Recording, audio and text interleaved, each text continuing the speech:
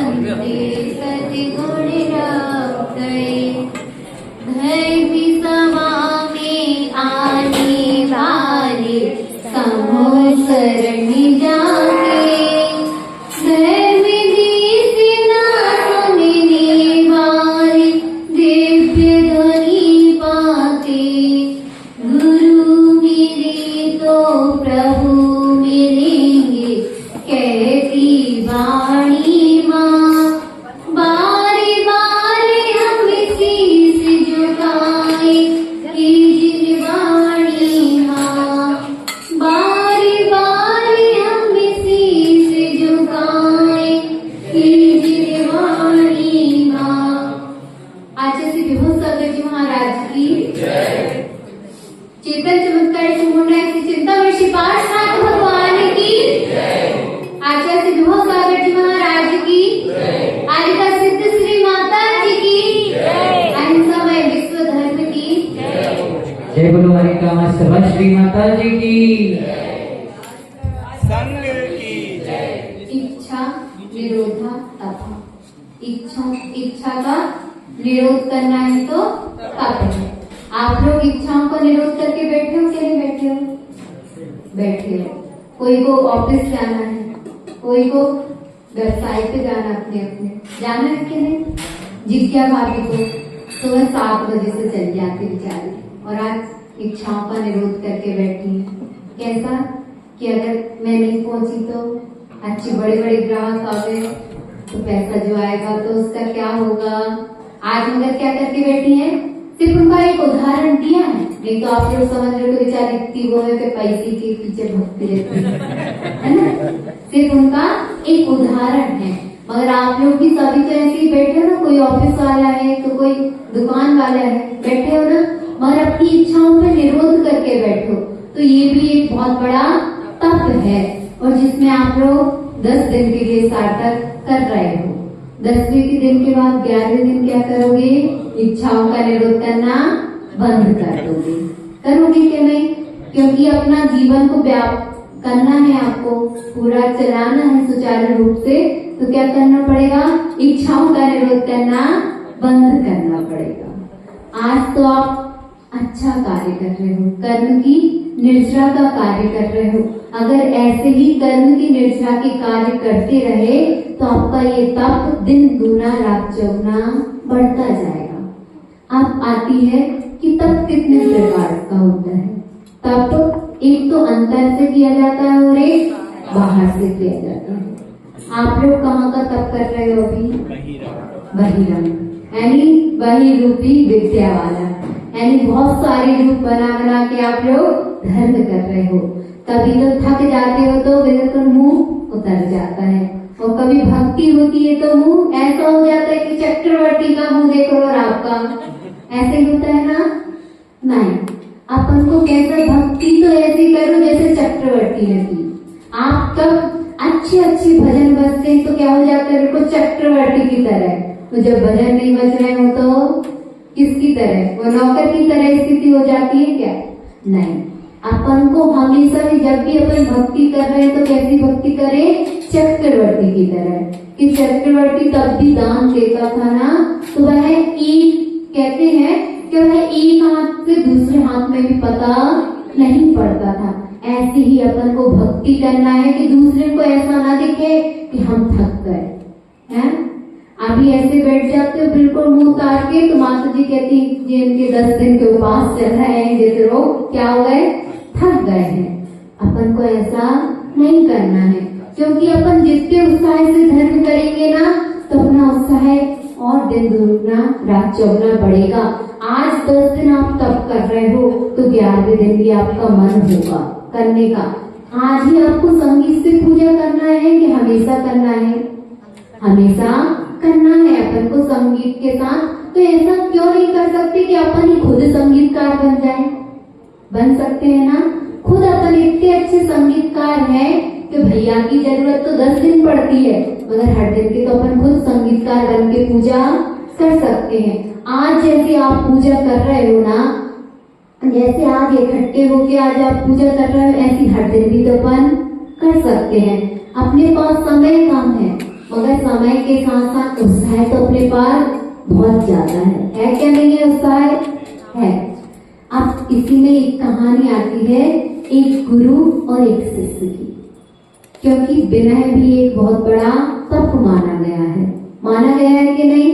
विनय जिसके पास नहीं है उसके पास कुछ भी नहीं होता है। होता है क्या? आपके पास विनय ना हो तो आपकी पत्नी भी आपको छोड़कर चली जाएगी, और अगर आप अकेले रह गए तो एक कहते हैं कि एक छोटा सा पेड़ होता है और एक बहुत बड़ा पेड़ होता है। बड़े बड़े पेड़ जब आंधी तूफान आती है तो क्या हो जाते हैं? जमीन से ही उखड़ जाते हैं, और जो छोटे छोटे पेड़ रहते हैं ना, वो जैसे कि तैसे बने रहते हैं। अब ऐसा क्यों होता है? जो बड़े पेड़ है ना, वो अकड़ गए हैं। क्या हो गए हैं? अकड़ गए हैं। उनमें विनय नाम की चीज नहीं बची है। और विनय किसमें है? जो छोटे छोटे पेड़ पौधे हैं ना, उनमें विनय है। अब कैसी विनय है? जब हवा आती है तो वह नीचे लग जाते हैं। क्या हो जाते हैं?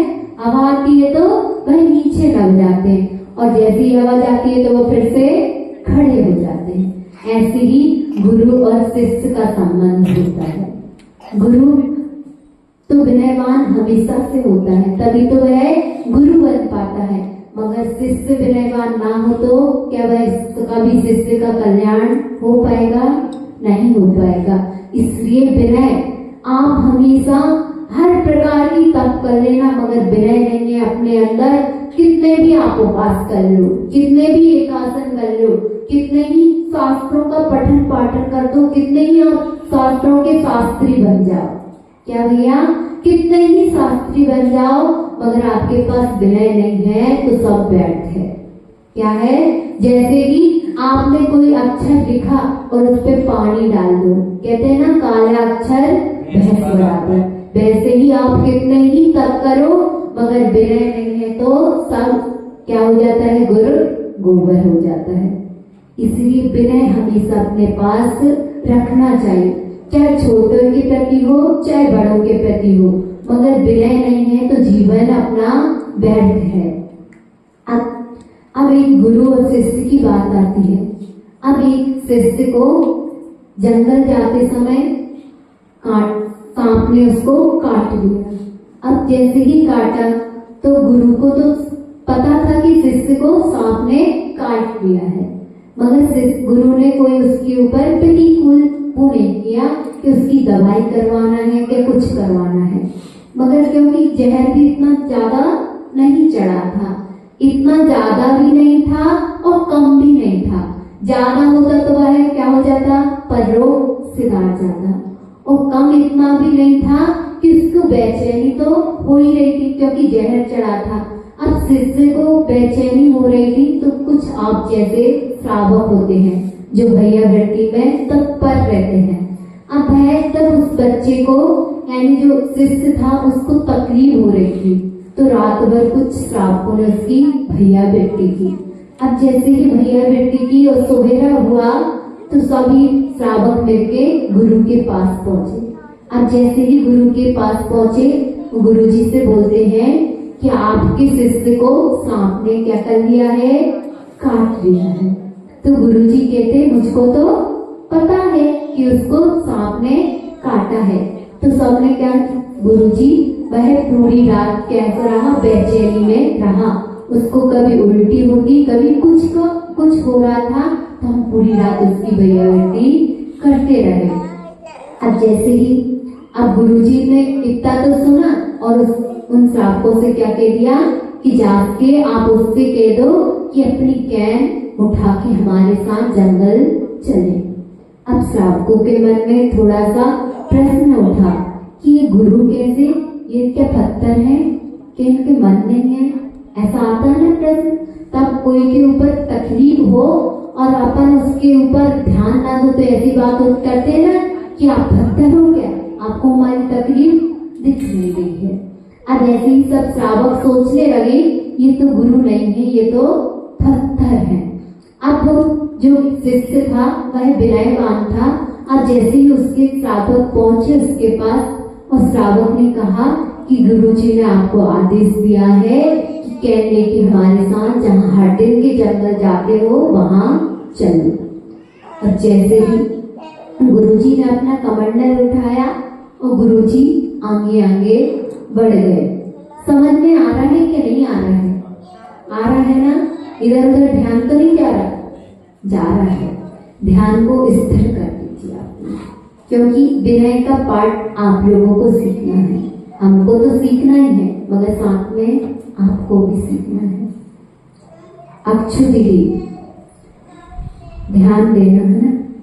अब जैसे ही शिष्य पीछे पीछे जा रहे थे गुरु के, और जाते जाते अब जंगल का भी स्थान आ गया। अब जैसे ही जंगल का स्थान आया और सब श्रावकों ने कहा एक कदम चलने की जिसकी बस की नहीं थी वह 1 किलोमीटर आगे तक आ गए हैं। अब तो जंगल आ गया, अब तो गुरु इधर रुक ही जाएंगे। मगर गुरुजी ने फिर उठाया कमंडल और फिर आगे बढ़ गए।